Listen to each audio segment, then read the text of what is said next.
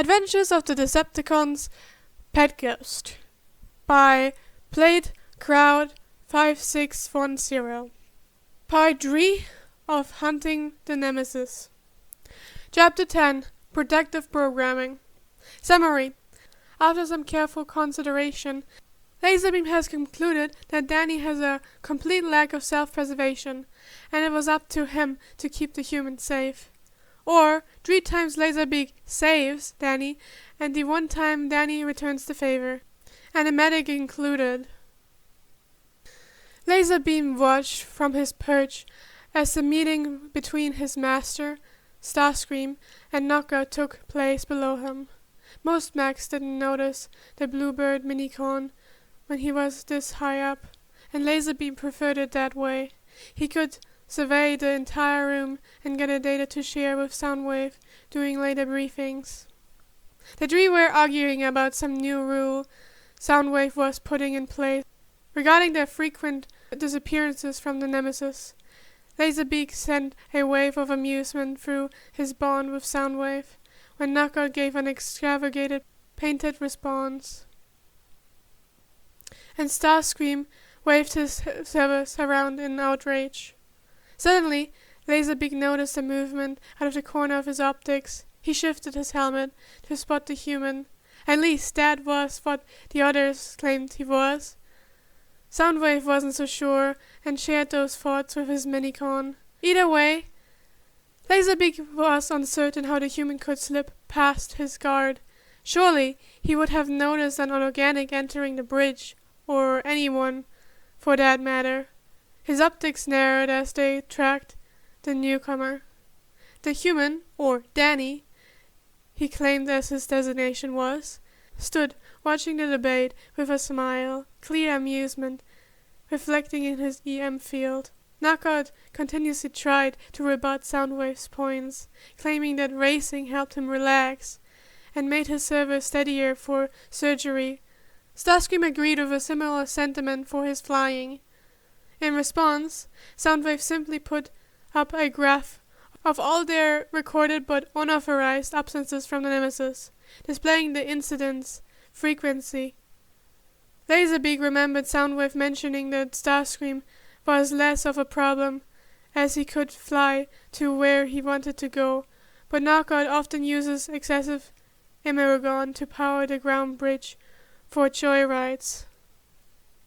Laserbeak continued, idly scanning, reading the EM fields, mannerisms and reactions, gouging whenever he would need to intervene on his master's behalf. Not that Soundwave needed assistance. Then the human made a snarky comment towards Knockout, something Laserbeak couldn't quite pick up. Knockout's field flared with anger in an instant as he spun to face the human, transforming his servers into a buzzsaw. He snarled a threat before holding it underneath Danny's chin, almost pressing against the delicate human vessel required to fuel their processors to keep them alive. It was an immediate threat. If the human's head was severed, he certainly would not survive the ordeal. Laserbeak's programming seemed to kick in on instinct. One moment he was observing from his perch, the next he was dive-bombing Knockout, knocking the mech off balance. Knockout yelled in outrage, retaliation by swinging his buzzsaw at Laserbeak, who easily dodged the clumsy attack and swooped towards the human. He extended 2 tendrils, designated for data upload and tasks requiring finer control, and Laserbeak wrapped them securely around Danny's torso and shoulders, lifting him up and carrying him safely back to his perch. Then he made a startled sound and looked up at Laserbeak in confusion, trying to reassure the minicon that he was fine and that this sort of thing happened all the time. But Laserbeak wasn't having any of it. His plating puffed up and his wings flared. He wasn't putting the defenseless human down until the danger of Knockout's aggraved state had passed. Humans were small, vulnerable, and easily squashed. It was a miracle that the species had survived this long. Danny had unwisely provoked a fight. he could never hope to win. The Cybertronians in the room outclassed him 1,000-fold. Even Laserbeak could kill him with a drop of his height. As that thought crossed his processors, he tightened his grip to ensure no such accident would occur. Danny's behavior seemed to convey a sense of lack of judgment, possibly even a damaged processor. Laserbeak would request that Soundwave inspect him once the danger is clear. Soundwave had already turned his visors up to face them, as had everyone else in the room. Laserbeak unconsciously pulled Danny closer to his frame, protected his rating through his EM field. Starscream said something in outrage about leaving the human with Laserbeak, while Knockout muttered something along the lines of, "Let the fragging bird do what it wants." Laserbeak bristled, his optics zeroing in on Knockout's buzzer. Sensing Laserbeak's scrutiny, Knockout transformed the weapon back into his service. "There, you're happy?" he huffed. With the weapon gone, Laserbeak's plating relaxed, though he still held Danny tightly. In response, Danny chuckled. How could the human find nearly being decapitated humorous? "Laserbeak," Danny began, stroking one of the tendrils wrapped around him. Laserbeak snapped his optics to him. "I'm okay, see? I was just annoying Knockout. Do that all the time." Laserbeak was not amused. Soundwave tilted his helmet at the Minicon, sending a silent ping to Laserbeak's system. "Laserbeak, return." Laserbeak denied the request, removing it from his hub and sending back a pulse of protective energy through the bond. Optics focused on the current danger in the room. After a moment, considering, Soundwave powered down the monitor, turning back towards Starscream and Knockout before pointing at the door. "A very obvious meeting adjourned." Knockout laughed without complaint, and a flick of his wrist, though Starscream looked ready to argue. But at Soundwave's pointed stare, he reluctantly stalked out of the room. Once the door slid shut, Soundwave visors tilted back to Laserbeak and his charge. This time he spoke aloud. "Danger past. Laserbeak return." Laserbeak gave Danny a final tight squeeze before he descended gently, depositing this fragile human into Soundwave's service for his master to inspect. Laserbeak sent a ping to Soundwave requesting that the human be examined for possible processor damage. Soundwave visors was fixed on Danny, running a diagnostic scan, and sent a ping back that he didn't find anything out of the ordinary for Danny's vitals. Soundwave then turned his helmet back towards the human to address him.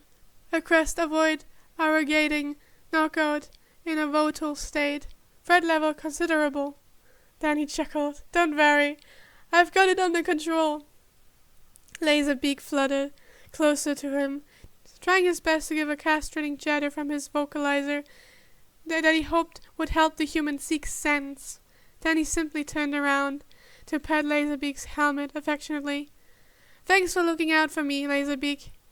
His field flickered with appreciation. After careful consideration, Laserbeak had definitely concluded that Danny had a complete lack of self-preservation, and it was up to him to keep the human safe. It always seemed that the human was getting himself into problems he couldn't possibly hope to get out of. In all of Laserbeak's research and reconnaissance regarding the human race, he had concluded that the aliens may be easily breakable, but at least they had the common sense to not try and get themselves offline every chance they got. This human must have been complete opposite of his species.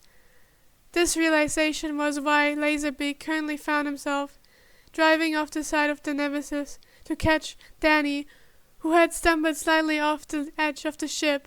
It was common knowledge that humans couldn't fly, yet here he was, tumbling through open air as if he didn't have a care in the world.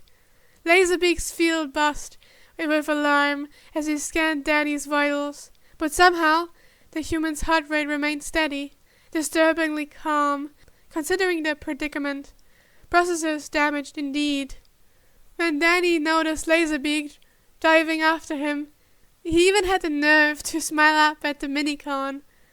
Laserbeak squawked in expiration, extending his tendrils as he swooped beneath the human, wrapping them carefully around Danny's torso and limbs.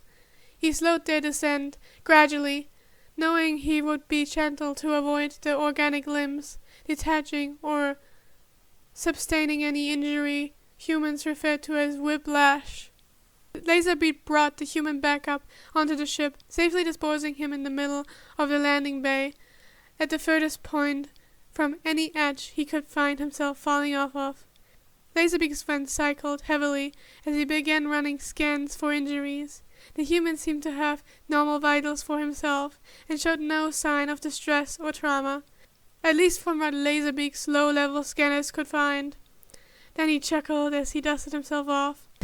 "Don't worry, Laserbeak, I'm fine.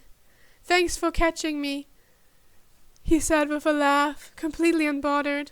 The minicon huffed and puffed up his plating, finding it hard to believe the human could find any humor in his near-fatal fall. Perhaps he was more broken than he'd initially realized. He ran a set of scanners to be sure, but there was still a reconnaissance to do. So with one last glance at the human, Laserbeak took to the skies, sweeping the Nemesis airspace to resume his patrol. He didn't get far, however, before his senses alerted him to movement. Danny was wandering near the edge of the landing pad again. Without hesitation, Laserbeak swooped down, catching the human before he could get within 10 feet of the drop, carrying him back to the center of the platform and placing him finally back on his feet. Danny huffed in protest, but Laserbeak ignored it, flying off to resume his patrol, though he now kept a much closer optic on the human below. He wasn't about to be caught off guard again. Sure enough, Danny inclined back towards the edge the moment Laserbeak turned away. Laserbeak swooped in before he had taken more than a few steps, scooping him up once again and deposing him in the same spot. Danny sighed. "Really?" Laserbeak chirped in acknowledgement. Danny paused, then inched forward again, testing Laserbeak's reaction. Laserbeak immediately flew in front of him, nudging him back to the center of the platform, his EM field pulsing in irritation. The human only laughed and tried again, but each attempt was met with the same outcome. Laserbeak's plating flared in frustration as he continued to intercept each approach. Finally, Danny seemed to lose patience, deciding to make a full dash for the edge. Laserbeak lunged out his tendrils, grabbing the human and lifting him off the ground, keeping him suspended so he couldn't try another attempt. Danny sighed resigned. "All right, I get it. You win." Laserbeak decided it was also too dangerous for the human to have any access to the outside. He turned around, taking the human with him, and used his code to open the bay doors, running a scan over the Nemesis to locate one of Danny's caretakers. Starscream, the human's primary caretaker, was currently indisposable, so Laserbeak opted for Soundwave, who was in the ship's control room. Laserbeak swooped through the corridors and located the room quite easily. Soundwave turned to look at Laserbeak as he flew in with the struggling human in his grasp. With a soft huff of expiration, Laserbeak unceremoniously deposited Danny onto Soundwave's desk. Soundwave looked between Danny and then back to Laserbeak, with a question mark appearing on his visor. Danny smiled up at him. "I think I've been grounded." Laserbeak chirped an affirmation before he turned with a final flutter of his wing and headed back outside to continue his reconnaissance. Animatic link in the description for anyone who wants to watch the animation of the crater. I'm gonna just go back to the story now.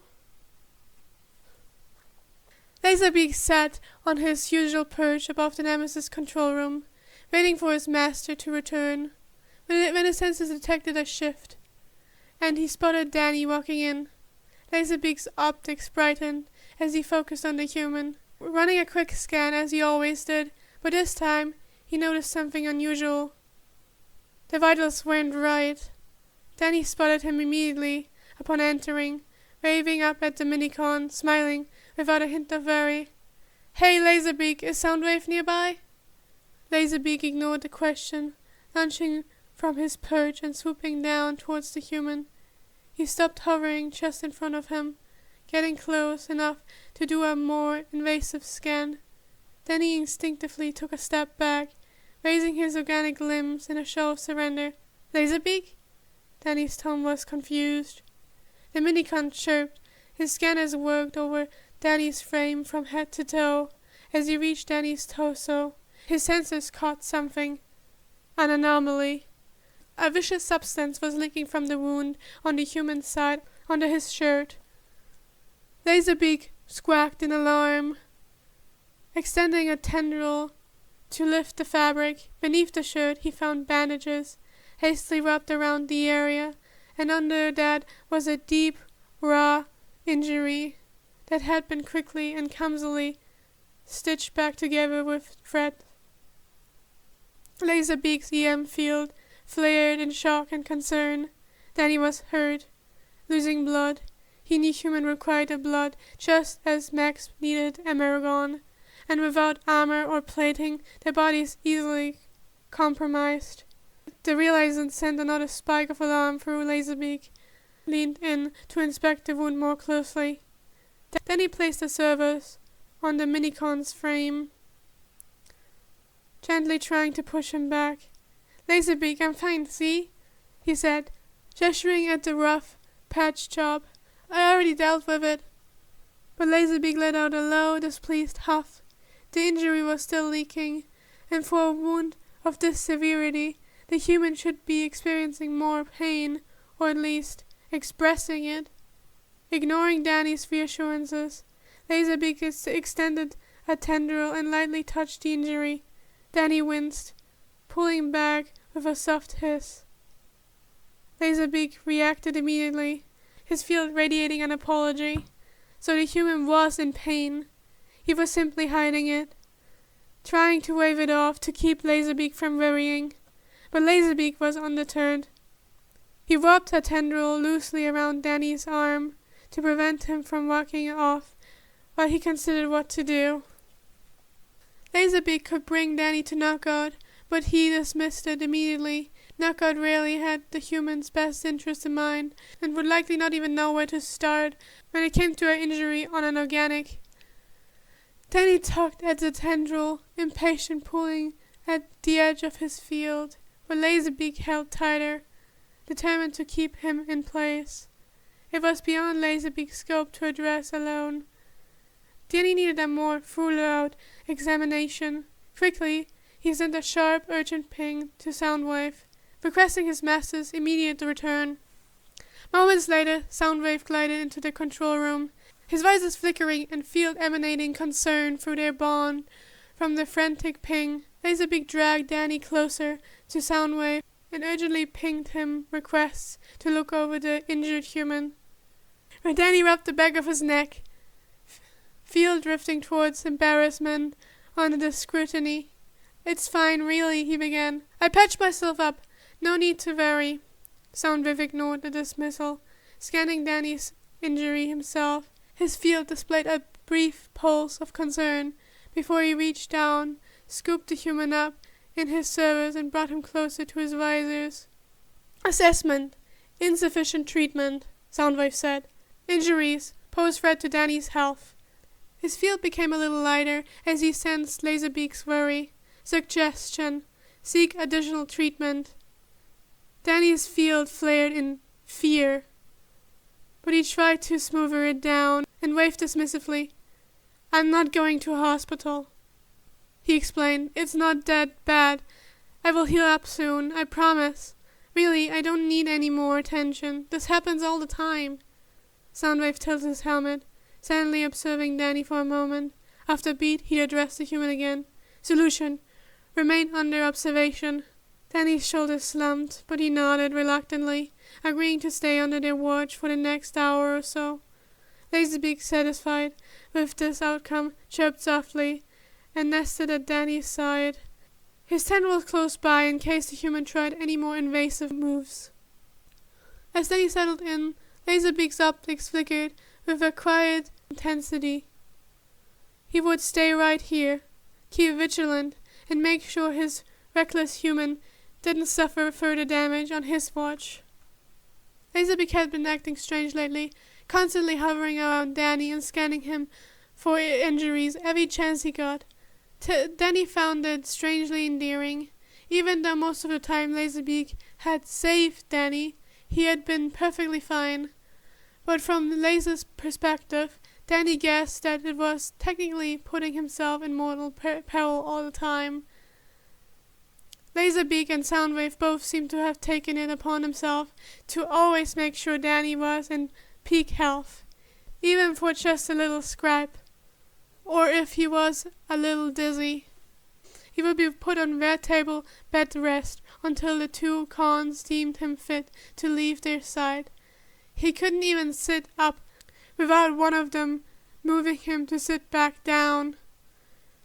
And the worry and concern from Laserbeak's field always guilted Danny into staying. But right now, Danny grinned as the wind rushed past him, sitting comfortably on Laserbeak's back as they glided through the sky. One of the con's tendrils wrapped around his waist, like a seat belt. Laserbeak was doing reconnaissance around a small mining town. Danny didn't think those existed anymore, but Danny asked to tag along. Soundwave deemed the mission safe enough for his two mini-cons to go, as long as they stuck together. Danny loved flying with the cons. Whenever it was Starscream, Laserbeak, or Soundwave. The last one happened the least often, with the amount of work Soundwave was swamped with. But here, with Laserbeak, he could relax, the silent mech always scanning and observing everything around them. Man, you really get a good view up here, Danny said, patting Laserbeak's side as they flew. Laserbeak didn't respond, not that Danny expected him to. The mechanical bird was focused, always alert, and that was something Danny could appreciate. He stretched his arms, taking in the view of the vast sky stretching out around them. Then something shifted. Danny felt it. An odd jolt in the air, like static electricity crackling around them. He frowned and looked around. Did you feel that? Before he could figure it out, Laserbeak jerked violently beneath him, his wings stiffening, as if hit by an invisible force. Laserbeak screeched, his system suddenly going haywire. What the? Danny's eyes widened. Suddenly, they were dropping out of the sky. Laserbeak's flight system failing as they spiraled downward. Danny's stomach lunged as they plummeted, the ground coming up fast to meet them. Laserbeak was struggling, and Danny had no idea what happened. Was this an Autobot attack? He had never met one of them before, but he knew they were the Khan's mortal enemies. Maybe an EMP or some other Cybertronian weapon to scramble systems he hadn't heard about? The ground got closer faster. Danny desperately gripped Laserbeak's wing and tried to slow their descent, hands grasping tightly to the metal of his wings. Then he was staring at Laserbeak, trying to figure out what was wrong, trying to make sure the Minicon wasn't in pain. Danny was so focused on slowing their descent and checking the con system that he didn't notice the large abandoned warehouse/barn they were hurtling towards. By the time Danny looked up, it was too late to use his intangibility. They crashed through the roof, luckily with a much slowed fall, and landed on a pile of old rusted tools and parts. Danny had been thrown off Laserbeak and landed a few feet away. He slowly sat up, his eyes adjusting and ears ringing. When he finally blinked his vision back into focus, he saw Laserbeak lying in a heap. The mech system were clearly down. He wasn't moving, and the glow of his optics had dimmed. Laserbeak! Danny scrambled to his feet, rushing over to him. Hey, You okay? What happened? He put a hand on the con's wing. Laserbeak twitched, trying to lift his helmet to look around, but his lights flickered and he collapsed again. Then he swore under his breath. Maybe he could try and reboot his system? He glanced over and saw how one of the con's wings was crumbled, and he had a few dents across his frame, where they had hit the wheelhouse, and then the ground. If only Danny had been more attentive, this wouldn't have happened. This may be out of his league. Laserbeak needed Soundwave or Knockout, someone who knew how to deal with Cybertronian tech. Laserbeak's optics flickered weakly as he tried to scan Danny. His chirp sounded almost pained. I know, buddy. Then he sighed. I will get you fixed up. We just need to hope that whoever shot you down didn't see where we landed. He sat down next to the minicon and stroked a hand on his back between his wings. He pulled out his phone quickly and opened his contact for Soundwave, sending immediate pings and requested for pickup along with their coordinates. Then he knew it wouldn't be long before the Decepticon third in command would come for his minicon and his sort of adopted human. That is, if he ever got the right from Starscream. Help will be here soon. Don't worry, Danny reassured in a quiet tone to Laserbeak. Suddenly he heard something outside the abandoned building they were bunkered up in. He tensed and strained his ears to listen. Laserbeak must have sensed it too, because his field flickered in fear. Voices. Where did it go? I know I saw it fall over here, one voice said, sounding closer. You sure it wasn't just a bird or something? Another asked. No way. Whatever it was huge. And we nailed it with that zapper. Then he froze. Teenagers. It was a bunch of teenagers. Of course it was. A bunch of kids who had made some sort of EMP weapon for a school project or just for fun and decided to start shooting things out of the sky. Then he glanced down at the covering minicon next to him as they got closer and closer. Laserbeak couldn't even move with a winglet with what they did to him. So it was up to Danny to protect him this time. He was to a turn away. If they found Laserbeak, there was no telling what they'd do, especially if they realized he wasn't just some wild animal. Then he stood up, looking for anything he could use to hide Laserbeak. There was old trap dumped over some machinery that would work. Then he pulled it off with a flick of his wrist and then dropped it over the Decepticon surveillance drone, tucking the corners under his wings. Laserbeak's field flickered with confusion. Then he stepped back to see how covered the con was. Then he could see the tip of one of his wings, and his flickering optics reflecting a little bit of light from underneath the tarp. It would work as long as they didn't look too hard. I'm keeping you out of sight. Just stay quiet, and I will buy us time until Soundwave arrives. I think it's in here. Then he crossed his arms, standing as much as he could in front of Laserbeak, trying to keep him from view. The kids showed their way in, even though the door had been clearly barricaded, the wood splitting easily as one of them shoved in hard with their shoulders. The kids were laughing as they strode in, not noticing Danny at first. One of them had a crowbar in his fist, the other a bat. There was a third who was holding some strange sort of mangled tech that looked like it had been pieced together from bits of a junkyard. Looked like something his parents would make in the early days. You guys lost? Danny asked, his tone ice cold. The 3 teens' eyes snapped to him, all going stiff for a moment. One of the teenagers, the leader, apparently smirked. We are looking for the thing we shot down. Saw it fall right around here. Big metal bird or whatever. He slurred, waving his hands to the side. Then he added, likely intoxicated, to the mentalist. Danny's eyes narrowed.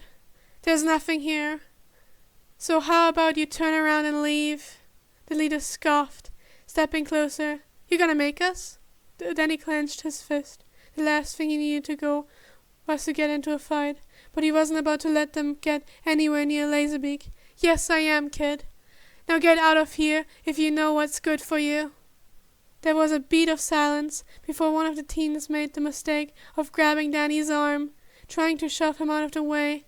In a flash, Danny twisted, just enough to throw the kid off balance and send him tumbling into the dirt.